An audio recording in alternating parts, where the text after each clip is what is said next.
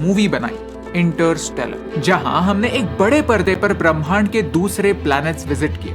ऐसे प्लैनेट्स जहां माउंटेन्स से बड़ी लहरें हैं, अजीबोगरीब टेरेन्स है, ब्लैक होल्स हैं और उनके राज भी। जब भी मैं कोई स्पेस डॉक्यूमेंट्री देखता हूँ, इसरो के मिशंस के बारे में पढ़ता हूँ या फिर नासा के जेम्स वेब टेलीस्कोप की ऐसी माइंड ब्लोइंग इमेजेस देखता हूँ, तो मैं खुद को एक सवाल पूछता हूँ, हम कब स्पेस में ट्रैवल कर पाएंगे? चलिए आज के इस वीडियो में हम पॉसिबिलिटीज एक्सप्लोर करते हैं, सोचते हैं कि क्या हमारी लाइफ टाइम में स्पेस ट्रैवल करना पॉसिबल है या नहीं। क्या हम स्पेस ट्रैवल कर सकते हैं? सवाल काफी आसान है लेकिन काफी कॉम्प्लेक्स भी। तो चलिए इस एक सवाल को 3 छोटे और लॉजिकल सवालों में बांट देते हैं। पहला सवाल, हम कितने फास्ट ट्रैवल कर सकते हैं? दूसरा सवाल, हमें कितना दूर जाना है? तीसरा सवाल, हमें वहां पहुंचकर करना क्या है? तो चलिए फ्यूचर के सफर की शुरुआत करते हैं हिस्ट्री से।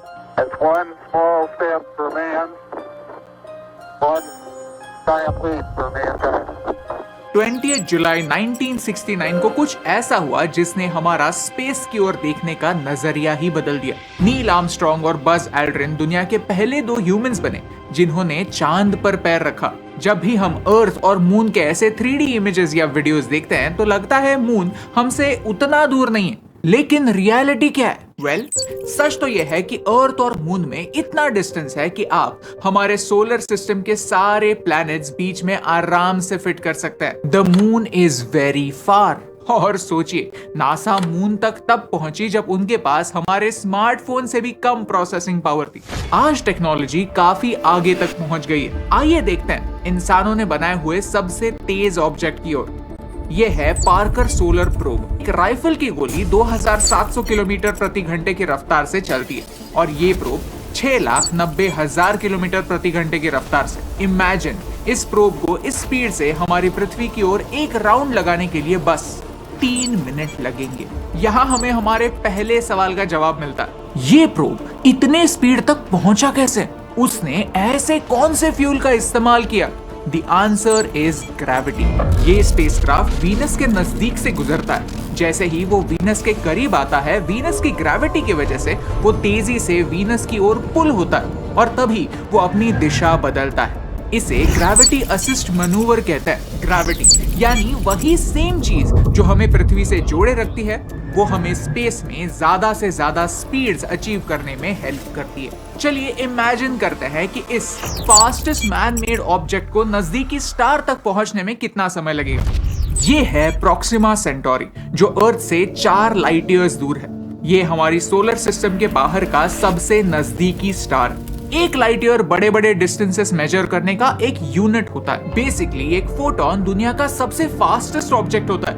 लाइट से ज्यादा स्पीड से कुछ भी ट्रैवल नहीं कर सकता और एक लाइट 1 साल में वैक्यूम ऑफ स्पेस में जितना डिस्टेंस ट्रैवल कर सकता है उसे 1 लाइट ईयर कहता है। वैसे ये स्टार हमसे 4 लाइट ईयर्स दूर है। अगर हमें इंटरस्टेलर ट्रैवल करना है तो एटलीस्ट इस स्टार तक पहुंचना होगा। पार्कर सोलर प्रोब ने अगर उसके मैक्स स्पीड को हमेशा के लिए कंटिन्यू रखा तो प्रोक्सिमा सेंटोरी तक पहुंचने के लिए 6,596 इयर्स लगेंगे।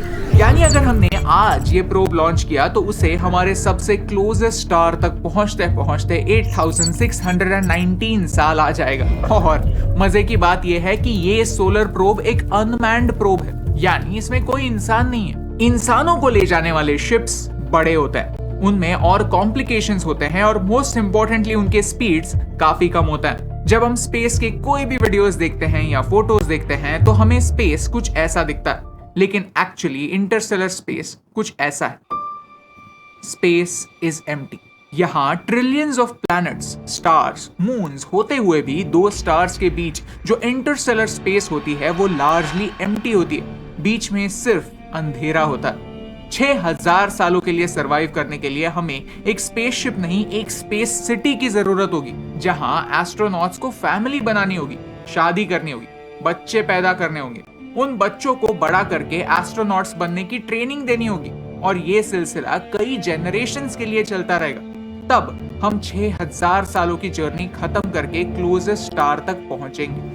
अब सवाल यह है कि हम वहां पर पहुंचकर करेंगे क्या? हम लैंड कहां करेंगे? बढ़ते हैं सेकंड सवाल की ओर। आज हमने 5000 से ज्यादा एक्सोप्लैनेट्स डिस्कवर किए हैं। एक्सोप्लैनेट यानी ऐसे प्लैनेट्स जो हमारे सोलर सिस्टम के बाहर हैं।